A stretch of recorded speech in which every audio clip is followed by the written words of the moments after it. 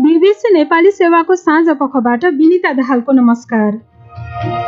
आजका मुख्य विषयमा नेपालमा कोरोना भाइरस संक्रमितको संख्या अहिलेसम्मकै उच्च, बिरामीले उपचार नपाएको गुनासोमाझ अस्पतालहरूको अनुगमन थालिएको स्वास्थ्य सेवा विभागको भनाइ। स्वास्थ्य सेवा विभागले समन्वय गरेर नेटवर्क बनाइराखेका छौँ र विभिन्न खालका यस्ता घटनाहरूको छानबिन गर्ने र कारबाही गर्ने कामहरू पनि अगाडि बढाइराखेका छौँ। अनि बालबच्चालाई कसरी पाल्ने, आफू कसरी बस्ने हो, काम गर्न जाऊँ भने कोरोनाले पनि हामीलाई घेरिसक्यो। आजकल कोदो पाल्ने सिजन पनि होइन, धान पाल्ने सिजन पनि होइन, छिटो हुन्छ। कर्णालीका जिल्लाहरूमा खाद्यान्न सङ्कट बारेको एक रिपोर्ट र अन्तर्राष्ट्रिय प्रसङ्गमा अमेरिकाको लुजियानामा बज्रिएको एउटा शक्तिशाली समुद्री आँधी, लोरा कमजोर हुने क्रममा।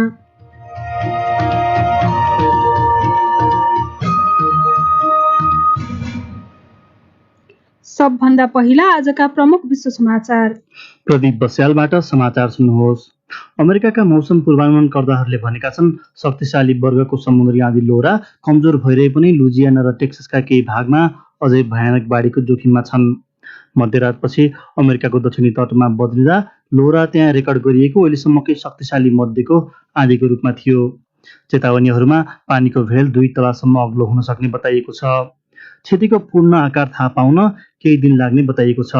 थुप्रैतिर रुखहरू ढलेर बाटो छेक्दा उद्धार प्रयासहरूमा असर पुगिरहेको छ। बीबीसीकी नादा तौफिक भन्छन्, लोरा जमिनतर्फ अघि बढ्ने क्रममा क्याटेगोरी 4बाट क्याटेगोरी 2 हुँदै कमजोर भइरहेको छ, तर अझै अचानक ठुला बाढी आउन सक्ने अनुमान गरिएको छ। संवाददाता नादा तौफिक, प्रभावित क्षेत्रमा 5 लाख मानिसहरूलाई घर छाड्न भनिए पनि केहीले अझै घर छाडेका छैनन्। सरकारी आदेश नटेर्नेलाई एक अधिकारीले उनकै शब्दमा उनीहरूसँग स्वयं उनीहरू र भगवान मात्र हुने बताएका छन्। रुसी राष्ट्रपति भ्लादिमिर पुटिनले भनेका छन् बेलारुसका राष्ट्रपति अलेक्जेन्डर लुकासेन्काको आग्रहमा उनले रुसी प्रहरीको एउटा समूह छुट्याएर राखेका छन्, तर ती उनकै शब्दमा देश अतिवादीको नियन्त्रणमा गएमा मात्र बेलारुस पठाइने बताए। पोल्यान्डका प्रधानमन्त्रीले भने उनलाई सैन्य हस्तक्षेपको बाटो नलिन चेतावनी दिएका छन्। गत साता थप 10 लाख अमेरिकीहरूले बेरोजगारी सुविधाका लागि आवेदन दिएका छन्। अघिल्लो साता त्यस्तो सङ्ख्या थोरैले कम हो। अमेरिकामा मार्च महिनाको सुरुदेखि एक साता बाहेक हरेक हप्ता आफूलाई बेरोजगार दाबी गर्नेहरू 10 लाखभन्दा बढी पाइएका छन्।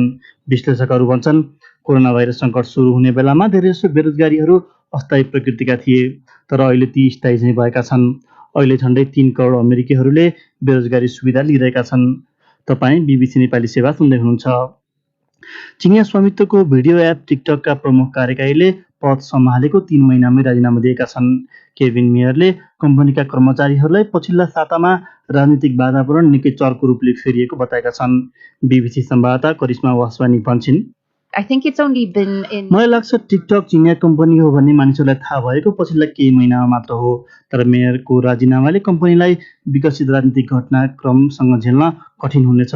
संवाददाता करिश्मा वासवानी, उक्त एप बेजिङ र वासिङटन बीच उब्जिएको पछिल्लो विवादको केन्द्रमा परेको थियो। राष्ट्रपति डोनाल्ड ट्रम्पले टिकटकलाई अमेरिकामा चलाउने जिम्मेवारी आफू देशको कम्पनीलाई बेचिनुपर्ने माग गरिरहेका छन्। उक्त एपको मातृ कम्पनी बाइटडान्स र चीन सरकारले टिकटकको सुरक्षा जोखिम सिर्जना गर्ने भनिएको आरोपलाई अस्वीकार गर्दै आएका छन्। ताइवानकी राष्ट्रपति साई इङ मुनले चीनतर्फको समुद्रमा दुर्घटनावश द्वन्द हुने उच्च जोखिम बढिरहेको चेतावनी दिएकी छन्। राष्ट्रपति वुङले उनकै शब्दमा त्यस्तो झुक्किने अवस्था टार्नका लागि खुला सञ्चारको बाटो हुनुपर्ने बताएकी हुन्। चीनले पछिल्लो समय साउथ चाइना सीमा ताइवान नजिक सैन्य गतिविधिहरू बढाएको छ। अमेरिकाले समेत उक्त क्षेत्रमा नियमित अभ्यासहरू गर्ने गरेको छ।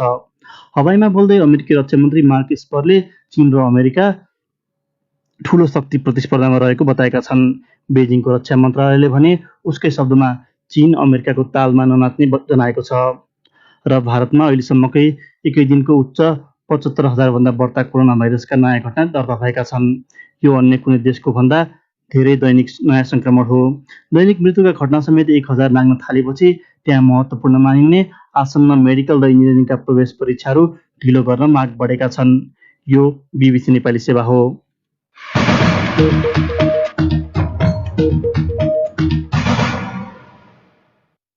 साँझ पखमा तपाईलाई पुनः स्वागत छ। पछिल्लो 24 घण्टामा नेपालमा थप 1111 जनामा कोभिड-19 पुष्टि भएको स्वास्थ्य तथा जनसङ्ख्या मन्त्रालयले जनाएको छ। सरकारले कोरोना भाइरस परीक्षणको विवरण सार्वजनिक गर्न थाले यता यो अहिलेसम्मकै सर्वाधिक दैनिक वृद्धि हो। कोरोना भाइरस संक्रमणका कारण थप 8 जनाको मृत्यु भएको सरकारले पुष्टि गरेको छ। यसैबीच संक्रमित र मृत्यु हुनेको संख्या बढिरहेका बेला विभिन्न ठाउँमा उपचारका लागि भनी बिरामी पुग्दा अस्पतालले भर्ना गर्न नमानेको भन्ने विवरण आइरहेका बेला स्वास्थ्य सेवा विभागले सबै स्वास्थ्य संस्थाको छानबिन र कारबाही गर्ने काम गरिरहेको जनाएको छ। सुनौ एक रिपोर्ट। अहिलेसम्म एक चिनिया नागरिक सहित देशभरि 183 जनाले कोरोना भाइरससँग सम्बन्धित कारणले ज्यान गुमाइसकेका छन्। अहिले फेला परेका संक्रमित मध्ये काठमाडौँ जिल्लामा सबैभन्दा धेरै संक्रमित रहेका छन्।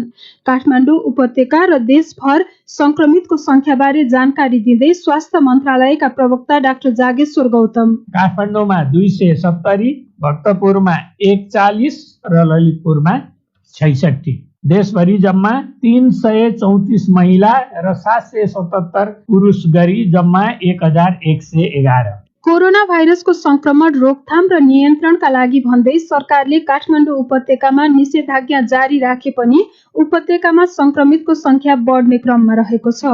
आइसियु र भेन्टिलेटरमा रहने बिरामीको संख्या पनि उपत्यका रहेको बागमती प्रदेशमै सबैभन्दा धेरै रहेको छ।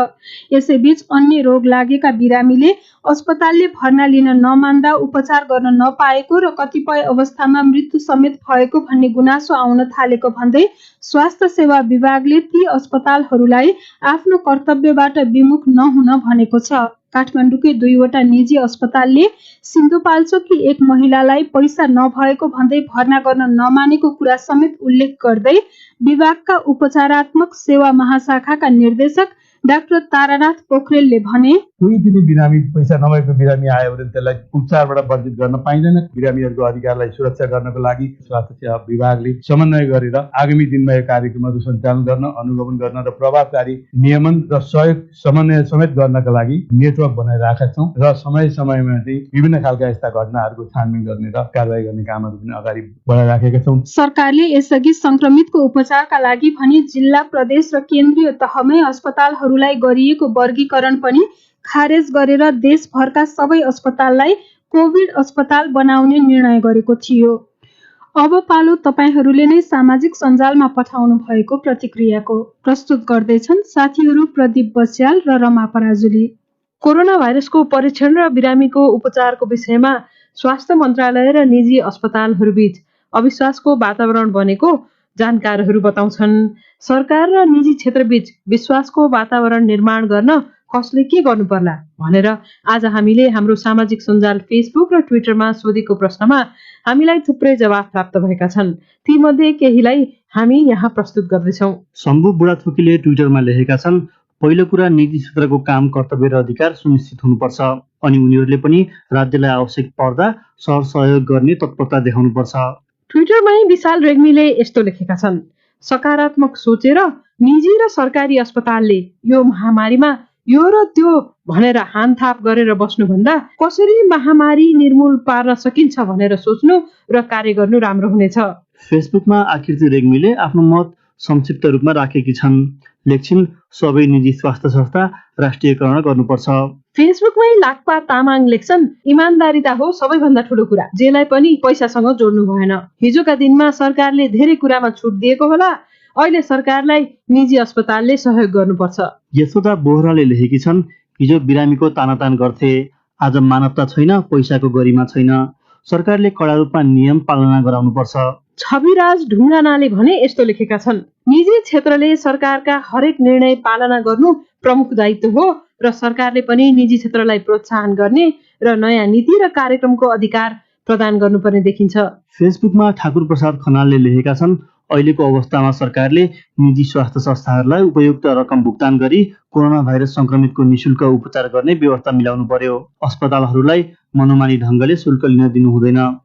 अर्को विषय, millennium challenge corporation MCC Nepal compact कार्यान्वयनको नयाँ मिति तत्काल नतोकेरै अघि बढ्न अमेरिकाले आग्रह गरेको नेपाली अधिकारीहरूले बताएका छन्। संसदबाट अनुमोदन नभएपछि नेपालले दुवै पक्ष बसेर अर्थात् इन्ट्री इन्टु फोर्स EIF अर्थात् परियोजना कार्यान्वयनको थालनी गर्ने समयको नयाँ मिति तोक्न एमसीसीलाई आग्रह गरेको थियो। BBC नेपाली.com मा प्रकाशित साथी शरद केसीको यो रिपोर्ट सुनौ। अर्थ मन्त्रालयका एक अधिकारीका अनुसार मिति तोक्नु अघि गर्नुपर्ने पूर्व शर्तहरू पूरा गर्नतर्फ सरकार लाग्यो र त्यसलाई प्राथमिकता दिने अनि त्यसपछि मिति तोक्ने भन्ने जवाफ उताबाट आएको छ। पुरानो मिति गुज्रिएपछि अर्थ मन्त्रालयको तर्फबाट सचिव सीसी ढुङ्गानाले पत्र लेखेका हुन्। उनले उक्त कुरा अस्वीकार नगरे पनि एमसीसीले औपचारिक रूपमा कुनै जवाफ आयो वा नआएको पुष्टि गर्न चाहेनन्। परियोजनाको कार्यान्वयनको मितिसम्म पुग्न 6 वटा पूर्व शर्त मध्ये 4 वटा पूरा भएको अधिकारीहरूले जनाएका छन्। बाँकी 2 वटामा एउटा संसदबाट अनुमोदन गर्ने र अर्को जग्गा अधिग्रहणको काम गर्ने तथा प्रसारण लाइन बनाउँदा काट्नुपर्ने रुखहरूको कटानीको अनुमति लिनुपर्ने छ। जग्गा अधिग्रहणको काम नुवाकोटमा अघि बढेको थियो, तर कोरोना भाइरस संक्रमणका कारण त्यसमा अवरोध देखा परेको छ। सत्तारूढ दल नेकपा भित्रैबाट भएको विरोधका कारण अघिल्लो संसद अधिवेशनबाट त्यो अनुमोदन भएन। विवाद मिलाउन बनाइएको कार्यदलले सम्झौतालाई राष्ट्रिय हितमा स्पष्ट पार्दै आवश्यकता अनुसार परिमार्जन र संशोधन गरी अनुमोदन गर्न सिफारिस गरेको छ।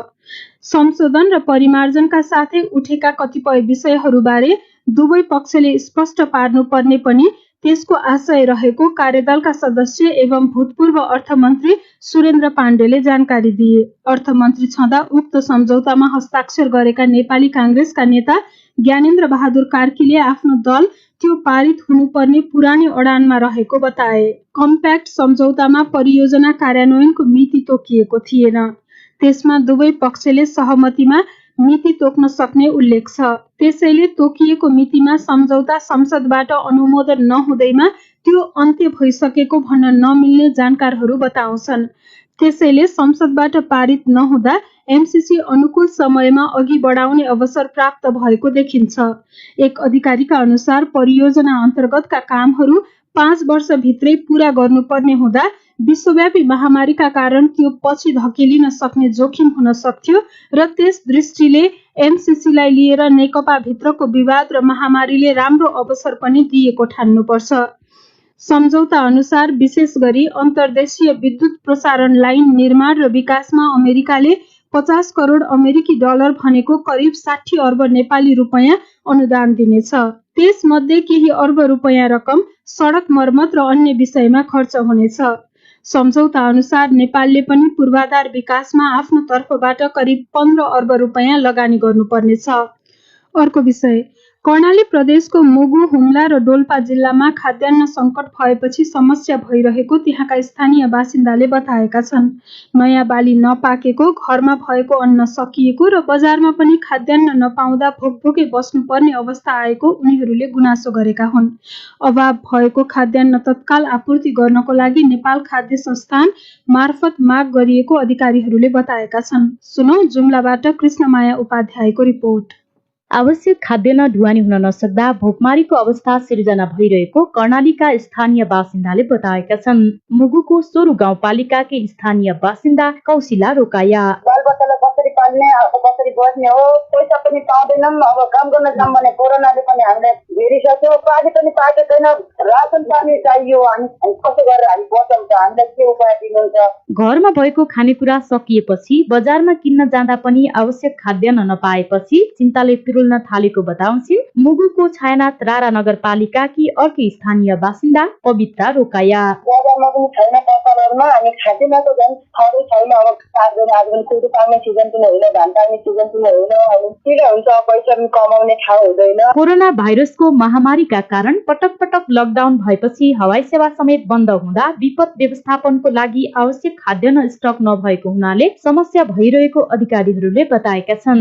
जिल्लामा भइरहेको खाद्यान्न अभावलाई तत्काल आपूर्ति गर्नको लागि खाद्य सुरक्षा व्यवस्था समितिको बैठक बसेर आवश्यक खाद्यान्न माग गरिएको बताउँछन् खाद्य सुरक्षा व्यवस्था समितिका अध्यक्ष समेत रहेका मुगुका प्रमुख जिल्ला अधिकारी कृष्ण कुमार निरौला। गाउँपालिकामा भएका सबै टिपीहरू रिक्त भएका छन्। 1500 जति क्विन्टल खटिया गाउँपालिकालाई, 1500 जति सुरुलाई, मुगुन कारमारङ गाउँपालिकाको लागि 1000 क्विन्टल र छाइनाको लागि चाहिँ 2000 क्विन्टल भनेर यो खाद्य सुरक्षा व्यवस्था समितिबाट निर्णय गरिवरी हामीले सुर्खेतमा माग गरिसकेका छौँ। यहाँ मात्रै होइन, डोल्पा र ढुङ्गामा पनि सङ्कट देखिएको छ। रोग भन्दा पनि भोकमरीका कारण बढी समस्या भइरहेको हुनाले तत्काल अभाव भएको खाद्यान्न गाउँ गाउँसम्म पुग्ने व्यवस्था गरिदिनु पर्ने त्यहाँका स्थानीय बासिन्दाले माग गर्दै आएका छन्। यसको लागि स्थानीय तह, प्रदेश र संघ सबै निकायमा आवश्यक खाद्यान्न ढुवानीको लागि पहल भइरहेको अधिकारीहरूले जानकारी दिएका छन्। कृष्णमाया उपाध्याय, BBC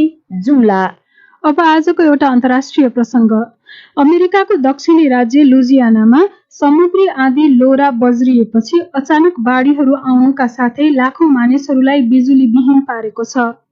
निकै शक्तिशाली क्याटेगोरी 4 यस आँधीको प्रभाव मूल्याङ्कन गर्न थप केही दिन लाग्ने बताइएको छ। BBC विवरणमा आधारित रिपोर्ट सुनौ प्रदीप बस्यालबाट।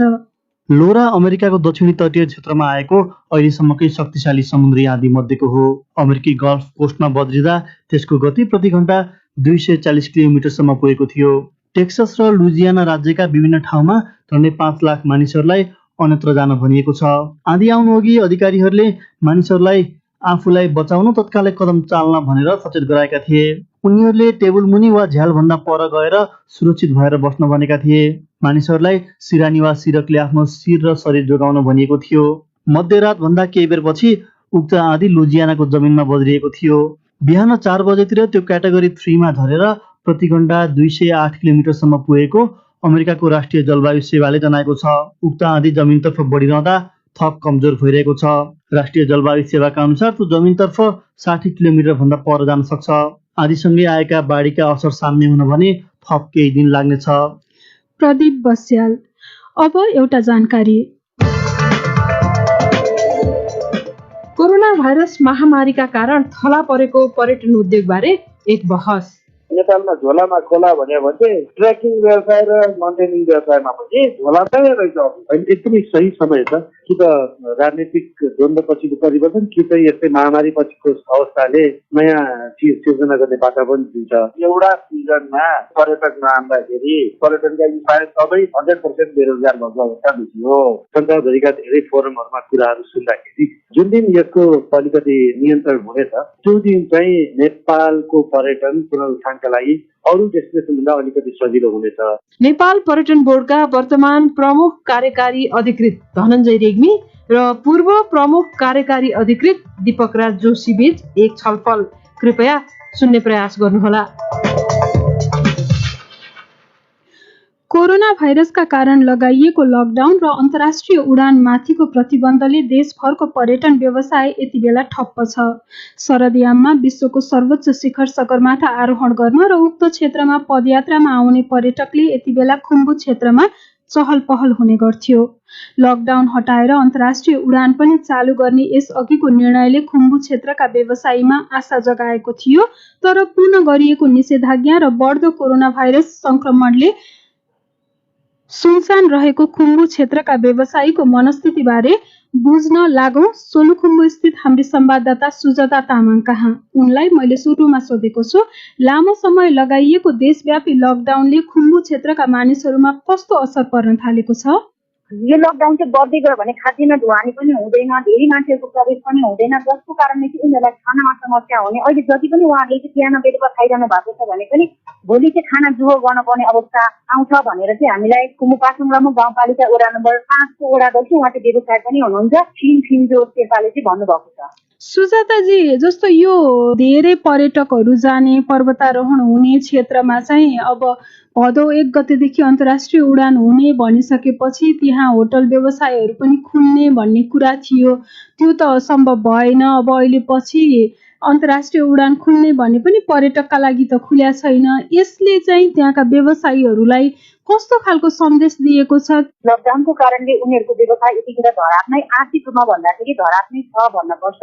अब कति धेरै लगानी गरेर उनीहरूले व्यवसाय सञ्चालन गरेका थिए, होटल व्यवसाय होस् या अथवा उनीहरूले व्यापार व्यवसाय होस्, अधिकांश मानिसहरू चाहिँ त्यहाँको लोकल नभइकन बाहिरको मान्छे आएर त्यसरी व्यवसाय गर्नुपर्ने हुन्छ।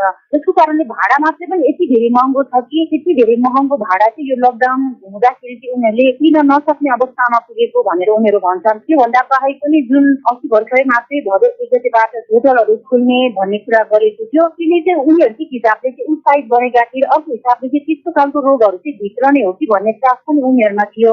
अनि तपाईँले अघि अब व्यवसायीहरू चाहिँ भाडा तिर्नै नसक्ने अवस्थामा छन् भनेर, उनीहरूले के अब चाहिँ खुम्बुमा कोरोना भाइरस कहिलेसम्म रहन्छ र यसको असर कति दिगो हुन्छ भन्ने पनि त्यो आकलन अनुमान नभएको बेलामा अब वैकल्पिक पेसा पो रोज्ने भन्नेतिर पनि लागेका हुन् कि के हो? उब्जाउको हिसाबले हेर्ने हो भने खुम्बु पासाङलामा गाउँपालिकामा आलु, फापर, गहुँ लगायतका खेतीहरू मात्रै हुन्छन्, जसको कारणले वैकल्पिक पेसामा लाग्दाखेरि पनि उनीहरूले त्यो उब्जाको अन्नले चाहिँ उनीहरूलाई वर्षदिन धान्न असमस्या पर्ने हुन्छ। 85% भन्दा बढी मान्छे चाहिँ यही पर्यटन व्यवसायसँग नै जोडिएको हुनाले तत्कालै त्यसरी वैकल्पिक पेसामा गइहाल्ने अथवा रोज्ने भन्ने चाहिँ खालको धारणा चाहिँ बन्न नसकेको भनेर चाहिँ हामीलाई छिरिङ पिण्डो शेर्पाले चाहिँ भन्नुभएको थियो। अनि अब लामो समय लकडाउन भयो, लकडाउनको समयमा चाहिँ त्यहाँका मान्छेहरू कतिको निराश अथवा हुन्छ नि, लकडाउनको समयलाई चाहिँ त्यहाँका मान्छेहरूले कसरी उपयोग गरे अथवा त्यो बेला चाहिँ उनीहरूको दैनिक क्रियाकलाप कस्तो रहन्थ्यो? खेतीपाती गर्नुहुने मान्छेहरूले चाहिँ यतिखेर आलु खन्ने, आलु भित्राउने, त्यसपछि ग्यास चौरीहरूको लागि चाहिँ घाँस काट्ने त्यो समय चाहिँ त्यसरी सदुपयोग गर्नुभयो। उनी थिइन् सोलुखुम्बु स्थित संवाददाता सुजाता तामाङ, पर्यटन व्यवसाय ठप्प हुँदा खुम्बु क्षेत्रमा परेको असरबारे जानकारी दिँदै। सोलुखुम्बुपछि अब लागौं सिन्धुपाल्चोकतर्फ, जहाँ बाढी तथा पहिरोका विस्थापितहरूले पछिल्ला केही वर्षका बर्खायाम आफूहरूका लागि पीडा र डरको याम बनिरहेको भन्दै सुरक्षित स्थानमा बसोबासको व्यवस्था मिलाइदिन सरकारसँग माग गरेका छन्। स्थानीय प्रशासनले भने अहिले अस्थायी समाधान खोजिएको र स्थायी समाधान खोज्न छलफल भइरहेको बताएका छन्। सुनौ दोलखाबाट निराशी थामीको रिपोर्ट। निरन्तरको वर्षासँगै आएको बाढी पहिरोबाट विस्थापित बनेका तथा जोखिममा रहेका सिन्धुपाल्चोकका सयौं परिवारको दैनिकी डरै डरमा बित्ने गरेको बताउँछन्। ठूलो पानी परेकी कुन बस्ती बगाउँछ, कतिले ज्यान गुमाउनु पर्ने हो भन्ने चिन्तामै बस्नु परेको गुनासो गर्छिन् सिन्धुपाल्चोक जम्बुकी छिरिङकोले।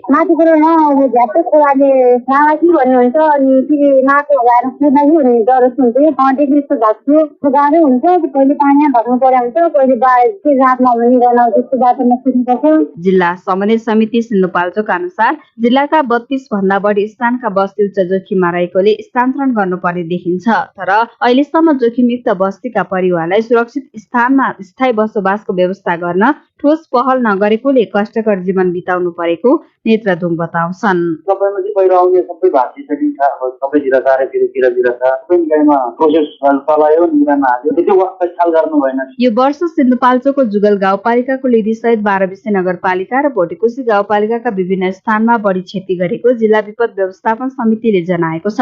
12 विषय नगरपालिकामा 65 भन्दा बढी परिवार विस्थापित र 1100 भन्दा बढी उच्च जोखिममा रहेको नगरपालिकाले जनाएको छ भने जुगल गाउँपालिकामा 172 परिवार विस्थापित, 700 भन्दा बढी जोखिममा छन्। भोटेकोशी गाउँपालिकामा 100 भन्दा बढी परिवार विस्थापित र 700 बढी परिवार गरी जिल्लाभर हजारौं परिवार बाढी पहिरोको जोखिममा रहेको बताइन्छ। प्रमुख जिल्ला अधिकारी उमेश कुमार ढकाल भन्छन्, व्यवस्थापन समितिसँग एभाइलेबल भएको ट्रेन त्रिपाल हामी प्रयोग गरेका छौँ। पालिका यस्ता विगत व्यवस्थापन समितिले आफ्नो पीडितहरूलाई सुरक्षित राख्न प्रयोग गरेका छौँ। अस्थायी हो है, स्थायीको लागि पनि हो, कहाँ गर्ने भनेर छलफल चलिरहेको छ। 2071 सालको जुरे पहिरो, 72 सालको भूकम्पले पुर्याएको सबैभन्दा बढी जनधनको क्षति बेहोरेका सिन्धुपाल्चोकवासी त्यसपछिका दिनहरूलाई पीडा नै पीडा दिनका रूपमा सम्झन्छन्। निराशी थामी, BBC दोलखा। तपाई नेपालका 400 भन्दा बढी FM स्टेशनहरूबाट BBC नेपाली सेवाको साँझपख सुनिरहनु भएको छ। हाम्रो कार्यक्रम www.bbcnepali.com मा गएर आफूले चाहेको समयमा पनि सुन्न सक्नुहुन्छ। BBC नेपाली सेवाको फेसबुक पेज मार्फत पनि तपाई हाम्रा सामग्रीहरू हेर्न र पढ्न सक्नुहुन्छ। अब आजको अन्तिम विषय। एकपछि अर्को गर्दै खेलाडीहरूमा कोरोना भाइरसको संक्रमण पोजिटिभ देखिन थालेपछि खेलाडीहरूको बीमा गर्न सरकार र सम्बन्धित खेल संघले चासो नदेखाएको भन्दै खेलाडीहरूले चिन्ता व्यक्त गर्न थालेका छन्। उनीहरूले यस्तै अवस्था रहेमा कोरोना भाइरसबाट संक्रमित खेलाडीहरूको संख्या बढ्दै जाने र यसले गम्भीर परिणाम दिन सक्ने बताएका छन्। खेल अधिकारीहरूले भने सरकारले ल्याएको नीतिमा भएको अलमलका कारण चाहेर पनि कोरोना भाइरस सम्बन्धी बीमा गर्न नसकिरहेको बताएका छन्। थप विवरण हाम्रा खेल संवाददाता निरञ्जन राजवंशीको यो रिपोर्टमा। स्क्वास खेलका प्रशिक्षकमा कोरोना भाइरस पोजिटिभ देखियो। त्यस लगतै फुटबल खेलाडी र पछि सशस्त्र प्रहरीका आधा दर्जन खेलाडीमा कोरोना भाइरस परीक्षण पोजिटिभ देखियो। यसरी एकपछि अर्को गरी राष्ट्रिय स्तरका खेलाडीहरू कोरोना संक्रमणबाट घेरिन थाले पनि उनीहरूको स्वास्थ्य सुरक्षामा चासो नदेखाएको भन्दै खेलाडीहरू रुष्ट छन्। टेबल टेनिसका नम्बर 1 खेलाडी नबिता श्रेष्ठ पुरै देशलाई नै प्लेयर भनेर एक ठाउँमा इज्जत दिने, कन्ट्रीको एम्बेसडर भनेर एउटा ठाउँमा पुर्याउने अनि बिमा गर्नलाई चाहिँ किन कन्जुस आएको? केही तलमाथि भयो भने त एउटा देशको नै लस जस्तै हो। त्यसले गर्दा चाहिँ बिमा त कम्पलसरी नै गर्नै पर्छ। संक्रमण बढ्न थालेपछि फाटफुट्ट केही खेल संघले भने खेलाडीको कोरोना बिमा गर्न थालेका छन् भने कतिपय खेलका खेलाडीले बिमाको प्रायोजक पाएका छन्। अखिल नेपाल फुटबल संघ र नेपाल क्रिकेट संघले खेलाडीहरूको बिमा गर्यो। भलिबल खेलाडीको एक निजी संस्थाले तथा बक्सिङ संघका खेलाडीहरूको कोरोना बिमा बक्सिङ संघका एक सदस्य ओम नारायण श्रेष्ठले गरिदिए। नेपाल राष्ट्रिय तथा अन्तर्राष्ट्रिय खेलाडी संघका अध्यक्ष दीपक श्रेष्ठले भने कुनै पनि बहानामा खेलाडीहरूको स्वास्थ्यमाथि खेलवाड गर्न नहुने बताउँछन्। धेरै खेलाडीहरूलाई चाहिँ कोरोना लागिसकेको छ, जो चाहिँ एकदम अपरिहार्य बिमा नगरी नहुने अवस्था छ। अहिलेको अवस्थामा चाहिँ नि उसले देखाउँदै चाहिँ नि बसेको छ। यो चाहिँ एकदमै खेलाडीको लागि दुःख लाग्दो कुरा हो। राष्ट्रिय खेलकुद परिषदका अधिकारीहरूले भने सरकारी नीतिकै अलमलका कारण खेलाडीको बिमा गर्न समस्या भएको बताएका छन्। सरकारले बजेट भाषणमा निजामती कर्मचारी सबैको बिमा गरिदिने घोषणा गर्यो। त्यसभित्र परिषदका कर्मचारी सहित अधिकांश राष्ट्रिय खेलाडीहरू पर्दछन्, किनभने 3वटा विभागीय टोलीभित्र 3/3 भन्दा बढी राष्ट्रिय खेलाडी र प्रशिक्षकहरू आबद्ध देखिन्छन्। तर त्यसको कार्यान्वयन हुन नसक्दा आफूहरूले पनि काम गर्न नसकेको बताउँछन् राष्ट्रिय खेलकुद परिषदका सदस्य सचिव रमेश सिलवाल। बजेट भाषणमा चाहिँ नेपाल सरकारले बिमा गरिदिनेछ भनेर हामीले मन्त्रालयमा नि यो क्लियरिटीको निम्ति भनेका छौँ। अर्थ मन्त्रालयबाट पनि क्लियर कट इन्डिकेसन आएको छैन भनेछ।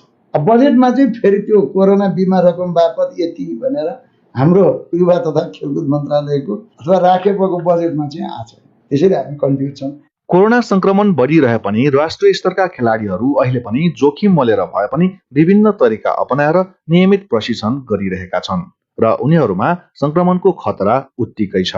यस्तोमा बिमाले खेलाडीहरूमा हौसला बढ्ने र ढुक्क हुन मद्दत पुग्ने हुनाले खेलकुद परिषदले सम्बन्धित संघहरूलाई बिमा गर्न घचघच्याउनु पर्ने बताउँछन् खेलाडी संघका अध्यक्ष श्रेष्ठ। सबैलाई गर्न नसके तापनि आफ्नो मातहतका हैन 200वटा संघ चाहिँ खेलकुद परिषदमा दर्ता छ। आफ्नो मातहतका संघलाई त उसले निर्देशन दिन सक्छ। कम्तीमा पनि राष्ट्रिय खेलाडीहरूको चाहिँ कोरोना बिमा गराऊ भन्ने खालको चाहिँ एउटा निर्देशन चाहिँ नि दिनुपर्छ जस्तो मलाई लाग्छ। परिषदले कम्तीमा विभागीय टोलीमा आबद्ध नभएका खेलाडीहरूको भए पनि बिमा गरिदिनु पर्ने आवाज उठिरहेको छ। सदस्य सचिव सिलवाल भन्छन्, संघभित्रको प्रशिक्षकलाई चाहिँ यदि राखेको तलब खाने प्रशिक्षकलाई त गर्नु परेन। त्योभन्दा बाहेक कतिजना रहेछ तलब नखाने त्यतिको मात्रै गर्दै भयो। त्यस्तै गरेर विभागीय टिमभित्र पर्ने कति रहेछन् नपर्ने कति रहेछन् त्यो वर्कआउट गरेर त्यतिको संख्यामा हामी गरिदिन्छौँ। बिमा नै खेलाडी सुरक्षित रहने सम्पूर्ण समाधान होइन, तर हौसलाको ठूलो हिस्सा भने मान्न सकिन्छ। यस्तोमा खेलकुद क्षेत्रलाई चलायमान राख्न र समस्याग्रस्त समयमा खेलाडीहरूको आत्मबल थप्न सम्बन्धित अधिकारीहरूले ढिला गर्न नहुने खेलकर्मीहरू बताउँछन्। निरञ्जन राजवंशी, बीबीसी काठमाडौँ। अब आजका प्रमुख विश्व समाचार संक्षेपमा। राष्ट्रपति पुटिनले बेलारुस उनकै शब्दमा अतिवादीको नियन्त्रणमा जाने अवस्थाका लागि मिन्स्क पठाउन प्रहरी बल तयार पारिरहेको बताएपछि पोल्यान्डले सैन्य हस्तक्षेपको बाटो नसोच्न रुसलाई चेतावनी दिएको छ। अमेरिकाका मौसम पूर्वानुमानकर्ताहरूले भनेका छन् शक्तिशाली वर्गको समुद्री आँधी लोरा कमजोर भइरहे पनि लुजियाना र टेक्सासका केही भागमा अझै भयानक बाढीको जोखिम देखिन्छ। मालीका नयाँ सैन्य नेताले अपदस्थ राष्ट्रपति इब्राहिम बौबाकर केइटालाई स्वतन्त्र छाडिदिएको बताएका छन्। फ्रान्सले मानिसहरूलाई राजधानी प्यारिसको सबैतिर मास्क लगाउनै पर्ने अनिवार्य नियम बनाएको छ र गत साता थप 10 लाख अमेरिकीहरूले रोजगार सुविधाका लागि आवेदन दिएका छन्।